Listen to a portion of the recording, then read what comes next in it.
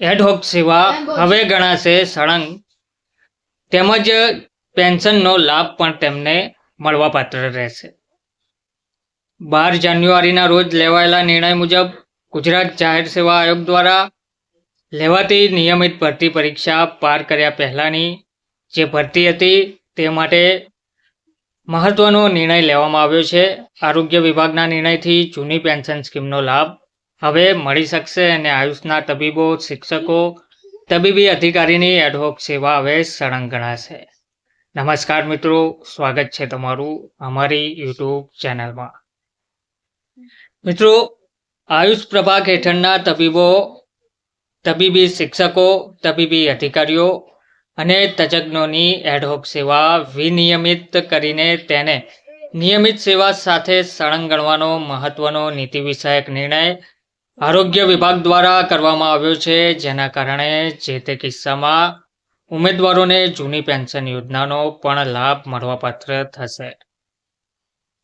વિભાગ દ્વારા સ્પેશિયલ સેવાની પણ રચના કરવામાં આવી રહી છે. આરોગ્ય વિભાગના તબીબો, તબીબી શિક્ષકો, તજજ્ઞો અને તબીબી અધિકારીઓને એડહોક સેવાને વિનિયમિત કર્યા બાદ વિનિયમિત સેવાને નિયમિત સેવા ગણવા માટે જોગવાઈ કરવામાં આવી છે. પરંતુ આયુષ પ્રભાગ હેઠળના આ સંવર્ગો માટે 2022ના ઠરાવમાં સ્પષ્ટતા ન હતી.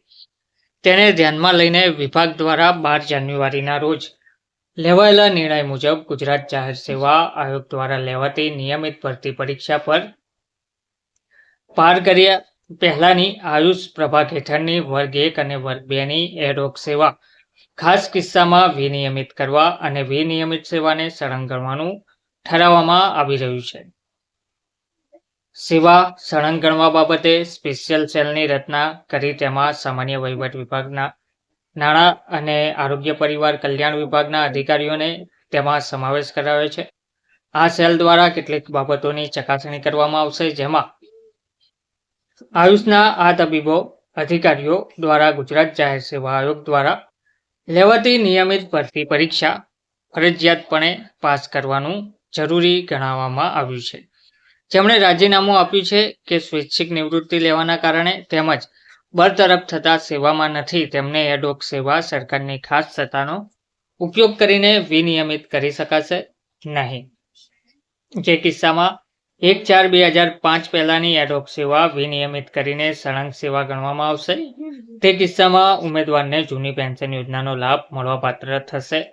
જે કિસ્સામાં આ તારીખ પછીની એડહોક સેવા જીપીએસસી પાસ કર્યા પછીની નિયમિત સેવા સાથે જોડાય તો તે કિસ્સામાં પેન્શન યોજનાનો લાભ મળવાપાત્ર થશે.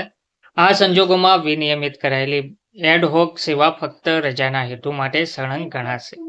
પસંદગી પહેલાની જગ્યાના પગાર ધોરણની સરખામણીમાં તેની જે જગ્યા ઉપર નિમણૂક થઈ હોય તે જગ્યાનું પગાર ધોરણ ઊંચું હોય અથવા તો સરખું હોય તો માત્ર તેવા કર્મચારીના કિસ્સામાં જ પગાર રક્ષણનો લાભ આપવામાં આવશે. ટૂંકમાં આરોગ્ય વિભાગના નિર્ણયથી જૂની પેન્શન સ્કીમનો લાભ હવે ફરીથી મળી શકશે. આયુષના તબીબો, શિક્ષકો, તબીબી અધિકારીની એડહોક સેવા હવે સળંગ ગણાશે. ધન્યવાદ.